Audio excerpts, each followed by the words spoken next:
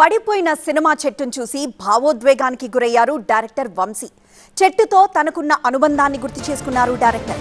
ఈ సందర్భంగా భావోద్వేగానికి గురయ్యారు వంశీ.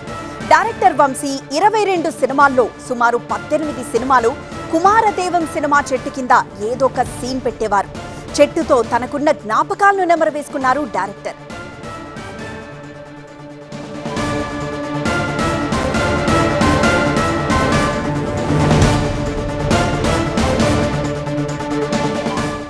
తూర్పుగోదావరి జిల్లా కొవ్వూరు మండలం కుమారదేవరంలో ఉంటుంది ఈ చెట్టు.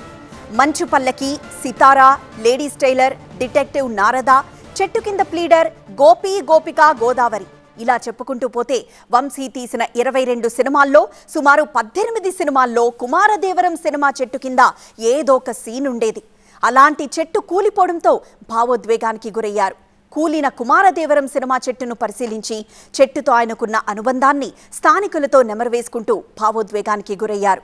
ఈ చెట్టు వల్ల కుమారదేవరం గ్రామానికి ఎంతో కీర్తి ప్రతిష్టలొచ్చాయని, గోదావరి ఒడిన షూటింగ్ చేస్తే ఖచ్చితంగా ఈ చెట్టు కింద ఏదో ఒక సీన్ షూటింగ్ జరిగేదన్నారు డైరెక్టర్ వంశీ. కూలిపోయిన ఈ చెట్టు వయసు 150 ఏళ్లుంటుంది. ప్రతి సినిమాలో ఈ గోదావరిని నేను షూట్ చేస్తే ఈ చెట్టు తప్పనిసరిగా నేను ఈ చెట్టు షాట్ ఉండి తీరద్దండి. చాలా పాటలు అయితే ఏమైతే, అలాగే నేను కథలు రాస్తుంటానండి. ఆ కథలో ఈ కుమారదేవం, ఈ చెట్టు, ముఖ్యంగా గోకులంలో రాధా అని ఒక నవల రాశానండి.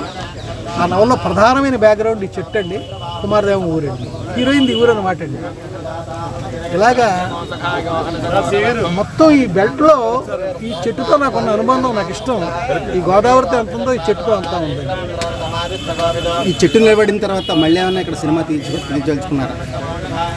ప్లానింగ్ 80% చెట్టు నిలబడాలండి, అది నా కోరిక. ఈ ఊరికి ఇంత పేరు రావడం కారణం ఈ చెట్టు అండి.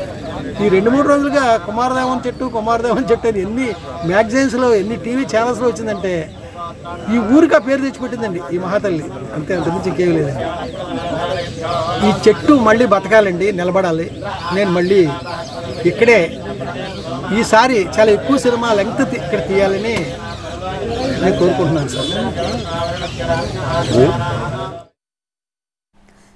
మరోవైపు ఈ చెట్టును నిన్న డిఎఫ్ఓ నాగరాజు పరిశీలించారు. శాస్త్రీయ పద్ధతిలో చెట్టును తిరిగి బతికించడానికి అవసరమైన చర్యలు తీసుకుంటామన్నారు.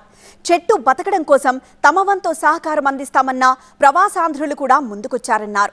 చెట్టు పరిస్థితిని జియాలజిస్టులకు నివేదించి పునరుద్ధరణకు తగిన చర్యలు తీసుకునే పనిలో ఉన్నారు అధికారులు.